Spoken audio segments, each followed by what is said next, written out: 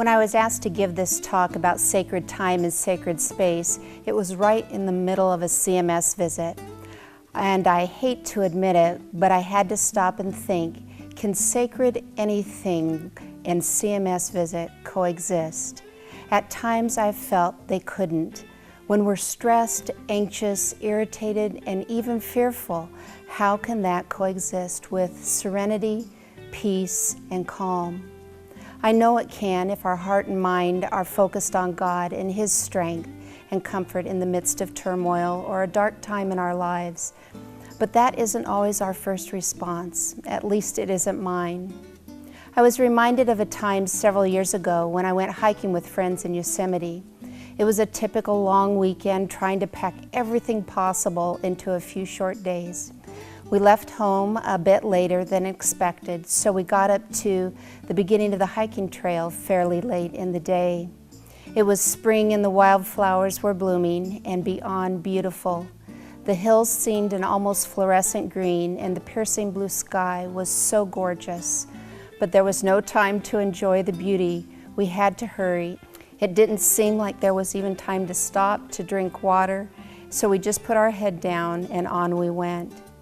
As we finally reached our campsite at nightfall, we hurried and set up our tents and decided that we would just take our food sacks and put them up on top of a tree on a branch and throw them over that instead of using the pole that the campsite provided for us. I wasn't feeling well, so I decided to crawl in my sleeping bag and try to go to sleep. And about an hour, hour and a half later, there were these clanging of pots and pans and people yelling, "Jill, Jill, get up, the bears are here." Well, I still wasn't feeling well, and I really could have cared less if the bears were here or there or wherever they were.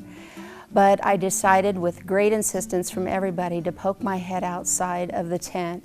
And sure enough, as I peered out of the tent, there was a huge mama bear sitting there with a Country Time lemonade container, licking every last bit that she could have gotten out of that container. At the same time, I was looking around the campsite to see what had happened, and it was an absolute mess. She had obviously been there for a little while. But then what I heard in the tree, it sounded like a lamb.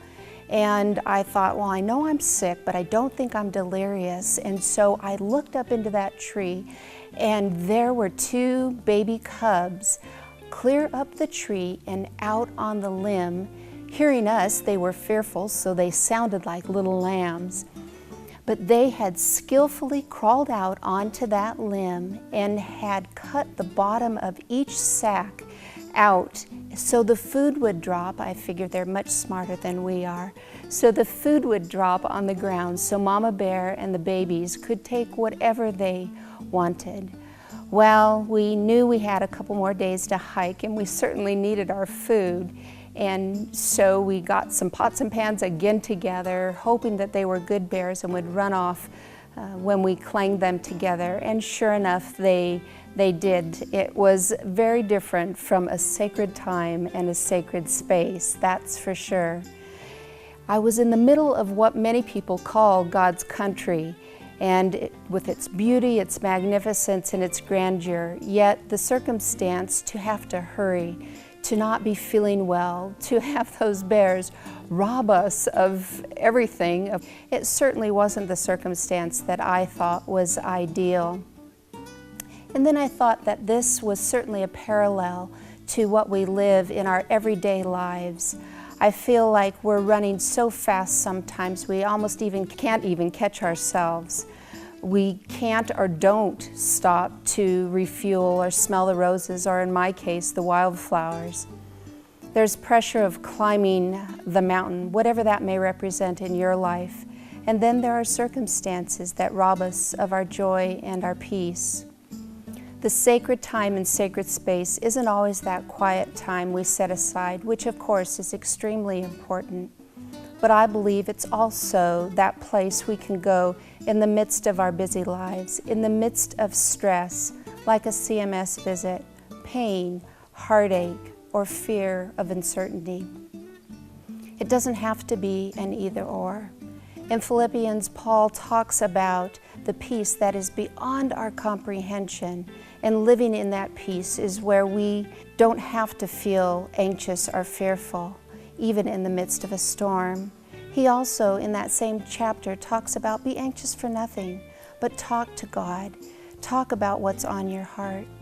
So I hope that we'll remember to take time to talk to Him, and that no matter what, whatever mountain we're climbing or seems to be in our way, we will have peace. Creating that sacred time and sacred space for ourselves in our everyday life and even during a CMS survey.